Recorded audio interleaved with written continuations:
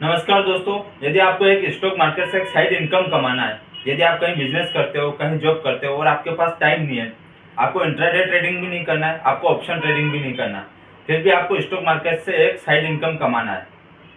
देखिए, तो यहाँ पर आप स्विंग ट्रेडिंग कर सकते हो। स्विंग ट्रेडिंग में क्या है कि आप जैसे हम किसी शेयर को लंबे समय के लिए खरीदते हैं, वैसे ही हम स्विंग ट्रेडिंग में भी उस स्टॉक को एक दिन, 15 दिन या एक सप्ताह या एक महीने, 2 महीने के लिए भी अपन उसको खरीद सकते हैं, यानी उसको बाई कर सकते हैं।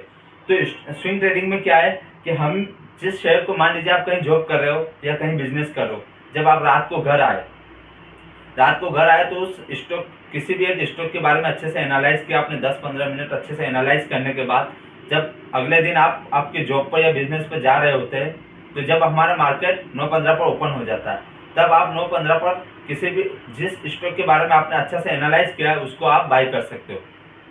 देखिए, उसको बाय करने के बाद आपको बार बार उसको मॉनिटर भी नहीं करना है, क्योंकि हम यहाँ पर स्विंग ट्रेडिंग कर रहे हैं, तो हम उसको 10 दिन या एक सप्ताह या एक महीने या 2 महीने तक के लिए हम उसको छोड़ सकते हैं।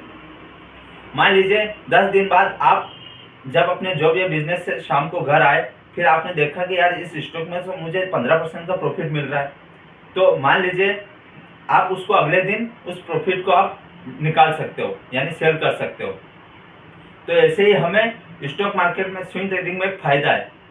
स्विंग ट्रेडिंग में रिस्क भी बहुत कम होती है, टाइम भी बहुत कम होता है, और हम स्विंग ट्रेडिंग में 10 से 15 दिन में शेयर को बेच के उसमें प्रॉफिट भी कमा सकते हैं, और यहाँ पर प्रॉफिट होने के चांसेस भी बहुत ज़्यादा होते हैं।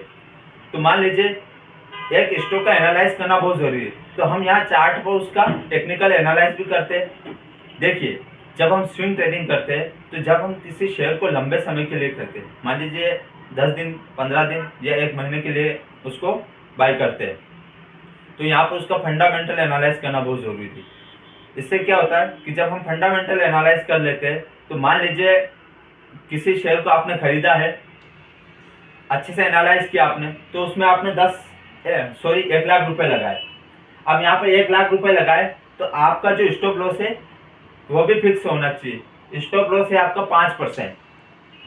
अब मान लीजिए आपने सोचा कि यार मैंने जो स्टॉक खरीदा है, 10 दिन में अगर मुझे 10% प्रॉफिट मिल गया, तो मैं यहाँ से इसको सेल कर दूंगा। अब आपको 10 दिन बाद हो सकता है, देखो स्विंग ट्रेडिंग में एक दिन में भी आपको 10% प्रॉफिट मिल जाए, 2 दिन में भी मिल जाए, हो सकता है 15 दिन में भी मिल जाए, हो सकता है यहाँ पर आपको लॉस भी हो सकता है। जैसे हमारा लॉस 5% है, तो आपको 5% स्टॉप लॉस लगाना बहुत जरूरी है। अब मान लीजिए वही प्रॉफिट आपको 10 दिन में मिल गया, तो आप यहाँ पर वही प्रॉफिट आपको 2 दिन में भी मिल सकता है, तो 2 दिन में आपको प्रॉफिट मिल गया, तो आप उसको सेल कर सकते हो।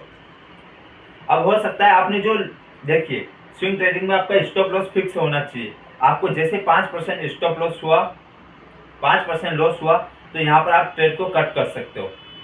देखिए, ट्रेडिंग में हमेशा डिसिप्लिन रखना बहुत जरूरी है। यदि आप डिसिप्लिन नहीं रखोगे और डिसिप्लिन को तोड़ोगे, तो ट्रेड भी आपको तोड़ देगी, और इसमें आपके लॉस होने के चांसेस भी बहुत ज़्यादा रहेंगे। तो यहाँ पर जैसे हम चार्ट पर देख सकते हैं, मान लीजिए यहाँ पे ये जो चार्ट चल रहा है, आपने वीकली टाइम फ्रेम लिया है।